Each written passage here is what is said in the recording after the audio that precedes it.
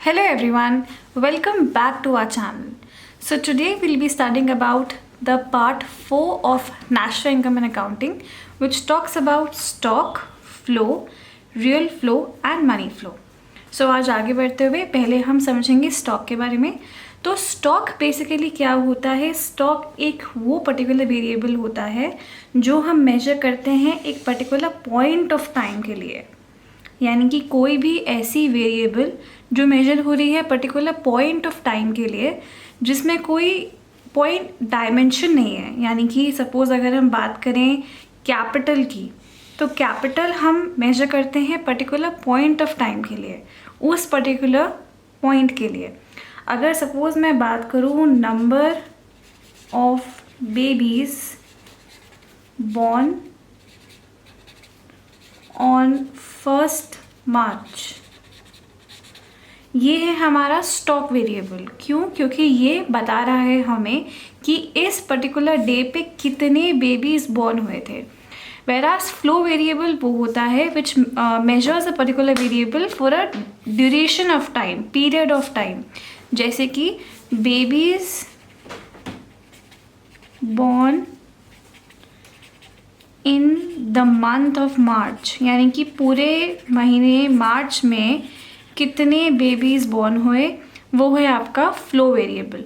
और number of babies born on a particular point of time like 1st मार्च, वो है आपका स्टॉक वेरिएबल. अगर मैं बात करूँ एक वाटर टैंक की, तो वाटर टैंक में कितना वाटर है एक पर्टिकुलर मोमेंट में, वो है आपका स्टॉक.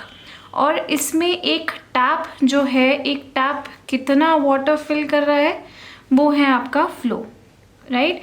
सो इसमें स्टॉक पे कोई टाइम डायमेंशन नहीं है और flow is time dimensional. Stock influences flow. इसका मतलब क्या है कि जितना rice stored in go down, ये है आपका स्टॉक और ये है आपका flow. Rice stored in go down stock variable है क्योंकि ये एक पर्टिकुलर पॉइंट ऑफ टाइम पे मेजर करते हो. और कितना सेल्स हुआ है राइस का एक महीने में, एक साल में, वो है आपका फ्लो. तो अगर आपका स्टोरेज ऑफ राइस बढ़ेगा तो आपका सेल्स ऑफ राइस भी बढ़ेगा. इसलिए हम बोलते हैं stock influences flow. And similarly flow influences stock. Interest on deposits जो है, जो इंटरेस्ट मिलता है आपको बैंक डिपॉजिट पे, वो है आपका flow variable.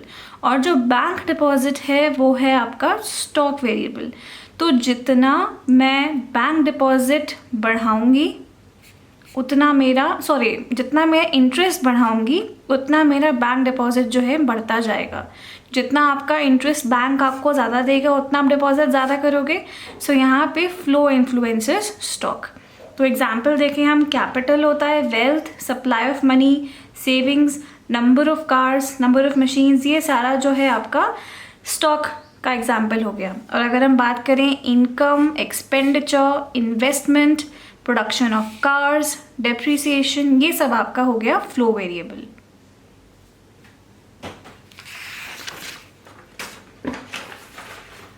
So moving on, एक बारी हम चेक कर लेते हैं कि हमें कॉन्सेप्ट समझ में आया कि नहीं. सो आर द फॉलोइंग स्टॉक्स और फ्लो. हम एक बारी एग्जाम्पल के थ्रू समझेंगे कि ये सारे जो एग्जाम्पल्स हैं ये स्टॉक हैं या फ्लो हैं. सो फर्स्ट है हमारा इन्वेस्टमेंट. इन्वेस्टमेंट हम मेजर करते हैं ड्यूरेशन ऑफ टाइम के लिए. हम ये नहीं बोलते कि आज मैंने इतना इन्वेस्ट किया, हम बोलते हैं हमारा एक साल में या 3 महीने में या 6 महीने में कितना इन्वेस्टमेंट हो रहा है. तो हेंस फ्लो वेरिएबल, क्योंकि हम ड्यूरेशन ऑफ टाइम मेजर कर रहे हैं. एक्सपेंडिचर भी हम मेजर करते हैं कितना खर्चा हुआ एक साल में, एक महीने में, तो again flow. Now 100 rupee note जो है ये आपका क्या है, ये बेसिकली इसमें आप कोई टाइम डायमेंशन नहीं है, इसमें आप कोई टाइम मेजर नहीं कर सकते, तो ये एक स्टॉक वेरिएबल है बिकॉज ये मनी सप्लाई का कॉम्पोनेंट है. Families consumption of sugar. आप कोई भी फैमिली शुगर कंज्यूम कर रही है, आप महीने में 10 किलो 15 किलो शुगर कंज्यूम करते हैं एज अ फैमिली. सो हम महीना ले रहे हैं, that means duration of time. So flow variable. Services of a tutor. अब यहाँ पे सर्विसेज की बात हो रही है. ऑब्वियसली हम इसको टाइम डायमेंशन से मेजर कर सकते हैं कि एक ट्यूटर ने कितनी सर्विस दी एक साल में या क्या उसने सर्विस दी, तो ऑब्वियसली वो भी एक फ्लो वेरिएबल होगा. Production of cement. प्रोडक्शन हमेशा फ्लो वेरिएबल होता है क्योंकि आप प्रोडक्शन एक ड्यूरेशन ऑफ टाइम के लिए मेजर करते हो। मशीनरी ऑफ शुगर मिल कोई टाइम डायमेंशन नहीं है यहाँ पे, तो ये एक स्टॉक वेरिएबल है। Interest on bank deposits, now interest on bank deposits हमने बात की थी अभी।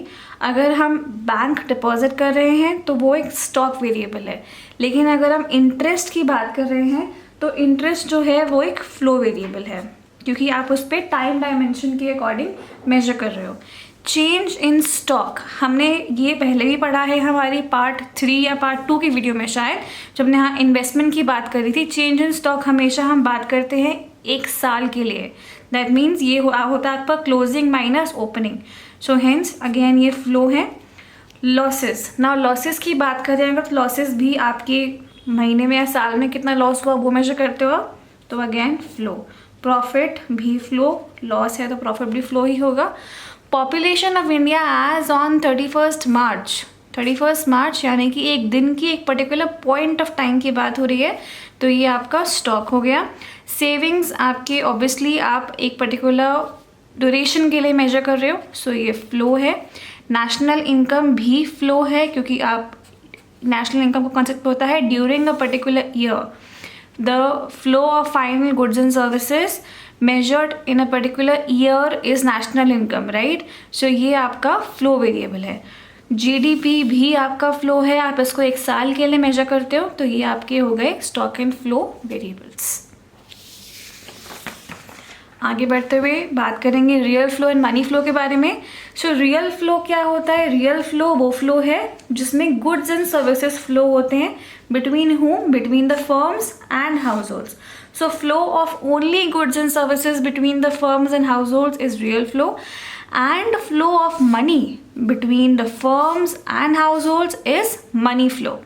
So जब भी goods and service flow होंगे उसे बोलेंगे real flow, money flow होगा उसे बोलेंगे money flow as the term suggest. किन के बीच में? firms और households के बीच में ये flow होता है। रियल फ्लो को हम बोलते हैं फिजिकल फ्लो भी, और मनी फ्लो को भी बोलते हैं हम नॉमिनल फ्लो, राइट? तो अब इसको एक डायग्राम के थ्रू समझते हैं। हमारे पास 2 यहाँ पे सेक्टर्स हैं, फर्म्स और हाउस होल्ड्स। अब फ्लो कैसे होगा? रियल फ्लो का मतलब है flow of goods and services. House holds factor service flow कर रहा है फर्म्स को। अब फैक्टर सर्विसेज क्या है? फैक्टर सर्विस है आपका land, labour, capital and entrepreneur.